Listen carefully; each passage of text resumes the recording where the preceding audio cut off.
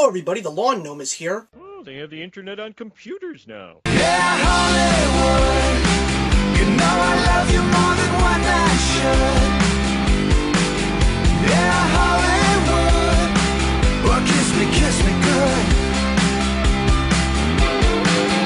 Yeah, Hollywood, you know I love you more than... So finally on Christmas Day, one of the few movies that I was really excited to see was the movie starring Benedict Cumberbatch, The Imitation Game. A story that was something that really appealed to me just because now that in my grad school education, I'm part of a program that involves computers. And in the very beginning, I had to read a history of computers, and Alan Turing, who Benedict Cumberbatch plays, happens to be one of the main founders of what we know today as computers. This movie had a ton of Oscar buzz, and a lot of people were talking about the performance of Benedict Cumberbatch, as well as his supporting cast, including Mark Strong, Keira Knightley. So, of course, I was very interested in seeing this movie, and finally I got to see it because it wasn't playing in any theaters near me until now, and the hype is real. This movie is absolutely fantastic. I absolutely loved the story, especially considering the fact that it deals with some of the most boring topics, especially taking place in World War II.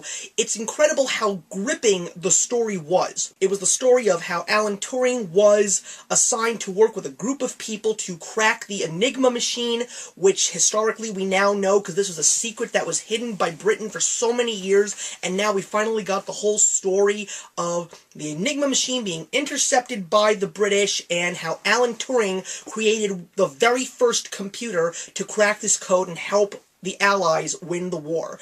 Once it's actually done, it becomes a story of human spirit, perseverance, self-doubt, trust, and secrecy. And you really will see some of the most beautiful performances in this cast. Surprisingly, and I'm very glad that Keira Knightley played the role that she did in this film, because so many people have had doubts about her and her acting ability, but in The Imitation Game, she really is incredible, and I absolutely was glad that they chose her, and everybody else was great. I also loved how the movie, for me, felt like a computer, because when you take a look at this movie, it flashes back to a lot of different time periods at random, pretty much to how you can actually do that with a computer when it comes to things like saving your date when you want to go back and unchange changes that you made to your computer, or you see this one thing on the outside which is World War II, but really what is going on inside? How is everything working? How is everybody thinking when it comes to just putting together strategies to win the war?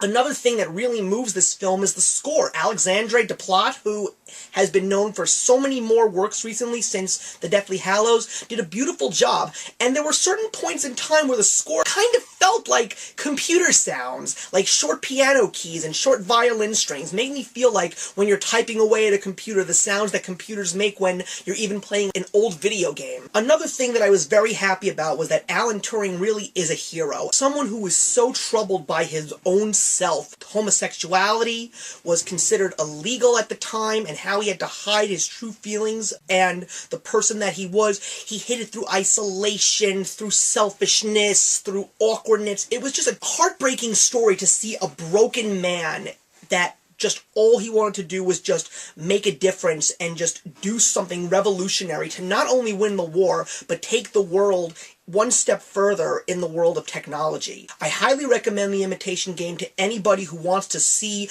a hidden chapter of world history that has now officially been revealed, and I am going to give The Imitation Game 4 out of 4. The hype is real. This movie is fantastic. I would love to see Benedict Cumberbatch walk away with the Academy Award for Best Actor, but of course, you know, when you got people like Eddie Redmayne and Ben Affleck for movies like The Theory of Everything and Gone Girl, there's going to be a lot of competition this year at the Oscars, and I'm just glad to know that it's going to be competition amongst some really great performances and some excellent movies as well. Thank you very much for watching, guys, and I'll see you in the next one. Actions speak louder than words.